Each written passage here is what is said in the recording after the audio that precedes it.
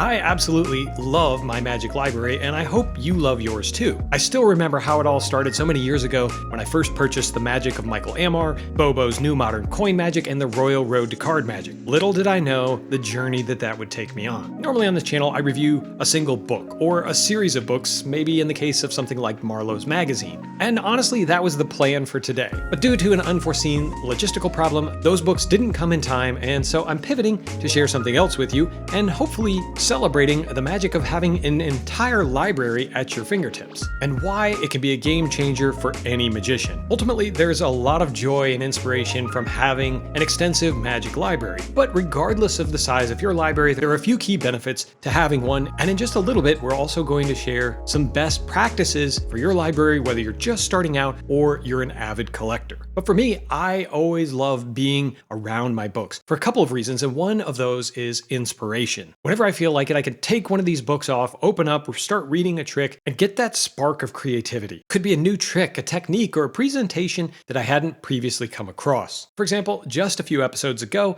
I was going back through some pamphlets, and in this case, High Spots by Caleb Wiles reminded me of a technique that replaces a double undercut with something that probably makes more sense and can basically be implemented anywhere you would normally use a double undercut. If you've read through the scripting magic books, then you know you're going to find presentations and ideas in there that are going to influence the other tricks that you do and may go beyond the one that Pete is sharing in that specific example. The other facet of a great library is problem solving. Sometimes you're looking for some specific sleight to put into a routine. Maybe you're coming up with something on your own, you have a show, and you need something that looks good for a specific situation. Well, you can troubleshoot those techniques or find variations, especially if you have some fundamental texts like Card College or Bobo's New Modern Coin Magic. But the bigger your library, the more likely you are to be able to find something that will help you with the situation that you're facing. The other thing about a library that I love is the depth and the history. Although it's not true, it's still fun to think that there are more books written on the subject of magic than on any other individual topic. But the reason that claim is even believable is because magicians are so prolific about putting their work into the written word. When you're reading a magic book, you're not just learning tricks, you're connecting with magic's heritage. For example, if you're reading a golden oldie like Expert Card Technique, well, did you know that was the very first book that Michael Ammar purchased and learned to jumpstart his magic career? Finally, for me, is personal growth. When you study a magic book, it hones your skills and builds your confidence, even if it's only just simple tricks. Mining for your own material, reading through, finding something that maybe no one else has ever performed is a really fun way to learn magic. There's nothing quite like flipping through a book and stumbling on a trick that feels like it was written just for you. Okay, so what makes a good magic library? I'm going to give you some practical advice that hopefully will help you as you build out your magic library. The first thing is to start small, but make it diverse. I've done a couple different series, the 5-Foot Shelf of Magic by Ted Anneman,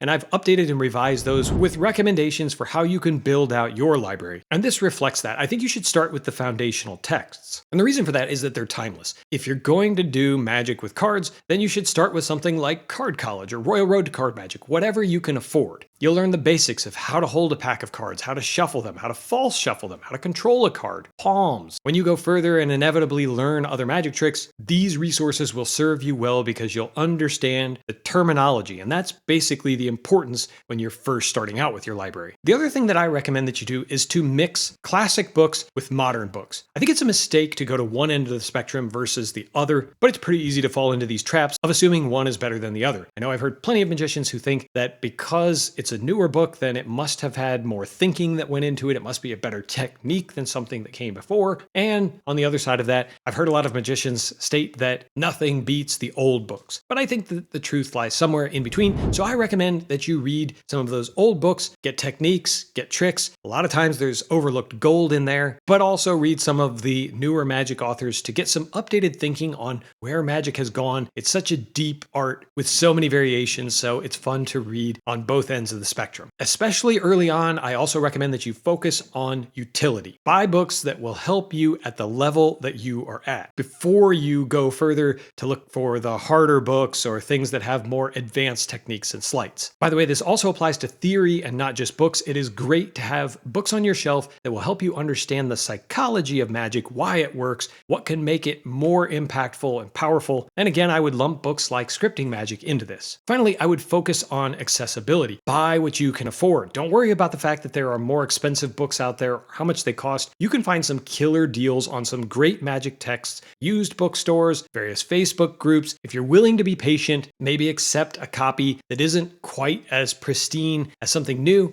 you're able to get a good deal. And speaking of those good deals and building your magic library, the sponsor of this week's episode, Don's Magic and Books, is exactly one of those places you can go when you are trying to purchase affordable, utilitarian, and dynamic books for your library. Don has both old books, out of print, hard to find, and the newest books that you're going to find from modern authors. No matter which kind of book you're looking for, Don offers everything out at great prices and offers free shipping. He's always getting new books in, and his inventory turns over a lot, so I recommend that you bookmark his site and check it early and often to look for deals on the books that you're looking for. I'm going to drop a link down in the description below to his website, so I hope you'll check it out and shop with him this week. A couple of practical tips for using your library once you've started to build it. One is to organize your library carefully. If you're like me, you're constantly having to reorganize because as you add books to your library, you want to keep whatever organization system you have going. For me, I have two sections. I have a periodicals group of my library, and I have a traditional book section. The periodicals I have arranged in order of oldest to newest from the first publication date, and for the books, I typically organize by the author's last name, or if the book is about one particular magician, regardless of who it's by, I'll organize by that person's last name. But I've heard of a lot of other people who've arranged them by size, by topic, coin magic, card magic, mentalism, whatever works for you. Just keep it organized so you can put your hands on that book when you need it. The other thing is to document and experiment. Keep that journal handy. I've done an entire episode about how to journal, sharing some of the processes that I use, but it is important that you document what you're learning because those ideas won't stick with you forever. Our brains are incredible but fragile instruments, and even thoughts that are really great just won't stay with you for long, so write them down because when you go back and look at notes that you made from 2, 3, 4 years ago, you won't even know that it's something that you thought of. Don't forget that while you're studying in your magic library, do it actively, not just passively. It's great to read and do that by itself, but keep that deck of cards or those coins or those billets close by so that when you read a trick that you like, you can immediately start to experiment with it and get a feel for whether this will actually work for you as opposed to what you're reading and thinking it might. Above all, don't forget to revisit. It's easy to read a book, think, okay, I've read it, put it on my shelf, or maybe not even have read it at all. But for those books that you have read, as your skills grow, old books that you've already read can yield new insights. Don't miss out on that, and don't be afraid to revisit a book that you loved. A magic library offers so many things, and too often we're focused on the next acquisition, but there's already lifetimes of magic in anyone's library, pretty much regardless of the size of it. It offers potential for inspiration, growth, and connection to the art. What are some of your favorite tips, techniques, or even books in your magic library? Or maybe what's the one book you can't live without? Marlowe's magazines are on their way and should arrive early next week, so stay tuned for another addition to my library. We'll be talking about it soon. As always, my friend, I appreciate you watching, and until next time,